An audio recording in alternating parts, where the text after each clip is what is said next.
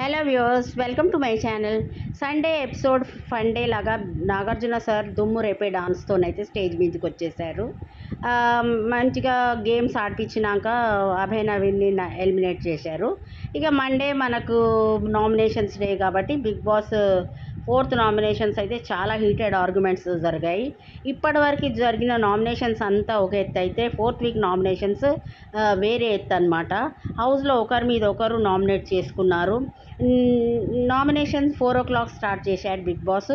ఏం చెప్పారంటే ఒక్కొక్క కంటెస్టెంట్ 2 మెంబర్స్ని నామినేట్ చేయాలని చెప్పారు. అయితే నిఖిల్ సోనియాని నామినేట్ చేశాడు. దాంతో హౌస్ మేట్స్ చాలా ఆశ్చర్యపోయారు. సోనియా నిఖిల్ని దున్నపోతులాగా తింటావు అన్నది. అయితే దీంతో నిఖిల్ బాగా హర్ట్ అయిపోయాడు. నిఖిల్ చెప్పాడు, నువ్వు అట్లా పర్సనల్గా అటాక్ చేయడం వల్ల నాకు నచ్చలేదు, ఇంకా నువ్వు నన్ను డామినేట్ చేస్తున్నావు అని నిఖిల్ అయితే సోనియాని నామినేట్ చేశాడు. తర్వాత ప్రేరణని నామినేట్ చేసింది. ప్రేరణకి రీజన్స్ ఏం చెప్పిందంటే, సీత నువ్వు తిండిపోతున్నావు, ప్లస్ నువ్వు నన్ను రాక్షసి ఇంకా క్యారెక్టర్లెస్ అన్నావు.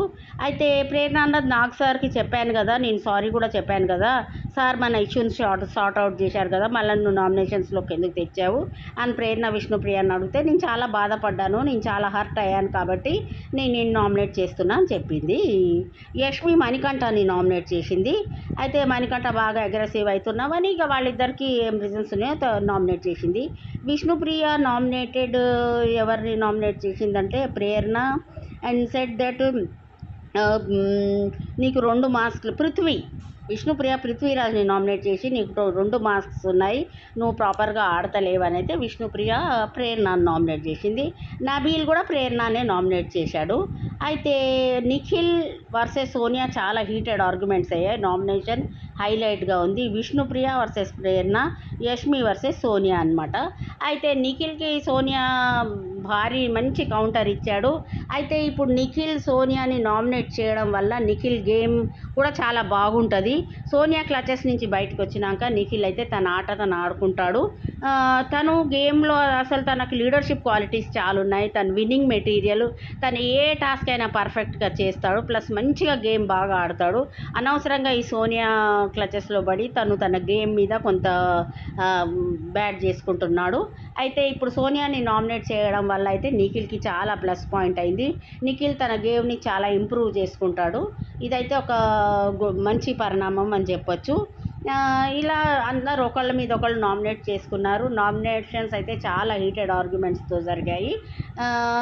October 5th నాడు వైల్డ్ కార్డ్ ఎంట్రీస్, ఒక 8 మెంబర్స్ వైల్డ్ కార్డ్ ఎంట్రీ లాగా హౌస్లోకి రాబోతున్నారు. అందులో మెయిన్ ముక్కు అవినాష్, తర్వాత రోహిణి, ఇంకా ఓల్డ్ కంటెస్టెంట్స్ నైని, పావని, ఇంకా నిఖిల్ గర్ల్ ఫ్రెండ్ కావ్య అని చెప్తున్నారు.